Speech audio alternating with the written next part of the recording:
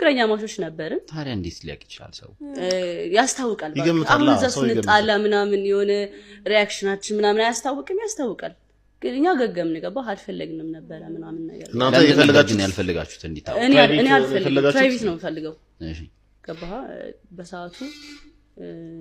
ፍቅረኛ ማቾች ነን ምናምን ብዬ መውጣት አልፈለኩም በዛ እንትን ውስጥ እሱ ሲፈልግ ነበር እሱ ኖርማል ነው ቢወጣም ባይወጣም ለሱ ችግር የለበትም እኔ ግን አልፈለኩም ነበር ዱባይ